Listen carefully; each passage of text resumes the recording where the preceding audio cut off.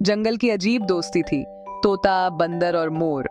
हाँ भाई, इन तीनों की जोड़ी तो पूरे जंगल में मशहूर थी। एक घने जंगल में मिट्ठू नाम का एक बातूनी तोता, चंचल नाम का एक शरारती बंदर और नाचू नाम का एक घमंडी मोर रहते थे।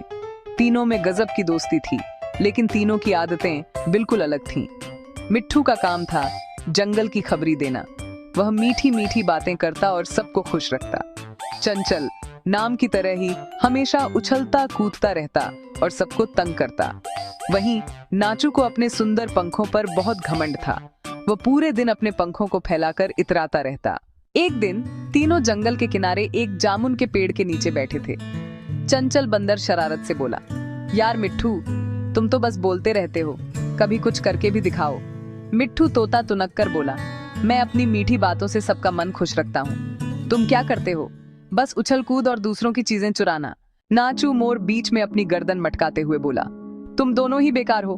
देखो मुझे, जब मैं अपने सुंदर पंख फैलाता हूँ तो पूरा जंगल मंत्र मुग्ध हो जाता है। मेरी सुंदरता ही मेरी ताकत है। तीनों अपनी अपनी तारीफ करने में लगे थे। तभी आसमान में काले बादल छा गए और तेज बारिश शुरू हो गई। चंचल बंदर तुरंत फुर्ती से पेड़ की सबसे घनी शाखों में छिप गया। नाचू मोर घबरा गया। बारिश में उसके सुंदर पंख भीग रहे थे और वह उन्हें संभाल नहीं पा रहा था। वह उदास होकर एक खुली डाली पर खड़ा रहा। मिट्ठू तोता को उड़ने में दिक्कत हो रही थी, लेकिन वह समझदार था। उसने नाचू मोर से कहा, नाचू घबराओ मत, मेरे पीछे आओ। मिट्ठू तेज आवाज में चंचल बंदर को पुकारने लगा, चंचल, नाचू को भी जगह दो। बंदर ने ऊपर से झांका। उसे नाचू का भीगा और उदास चेहरा देखकर थोड़ी दया आई। उसने पेड़ की दो बड़ी पत्तियों को तोड़कर नाचू पर डाल दिया, जिससे नाचू का सर और कुछ पंख भीगने से बच गए। फिर बंदर ने थोड़ी जगह बनाई और मिट्ठू और नाचू को भी अपने पास बुला लिया। जब बारिश रुकी तो नाचू मोर ने शर्मिंदगी से सिर झुका लिया। नाचू मोर बोला, दोस्तों, मुझे माफ करना। मैंने बेकार में अपनी सुंदरता पर घमंड किया। आज तुमने मुझे बचाया। मिट्ठू तोता प्यार से बोला, नाचू, सब अपनी जगह खास हैं।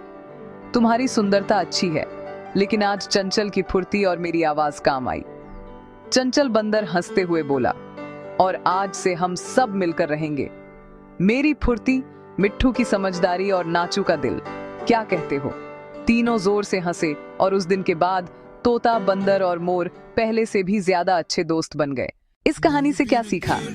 हर किसी में कोई ना कोई खासियत होती है। घमंड करना अच्छी बात नहीं है। मुसीबत के समय दोस्ती ही सबसे बड़ी ताकत होती है। क्या आप तोते या बंदर पर कोई दूसरी मजेदार कहानी सुनना चाहेंगे?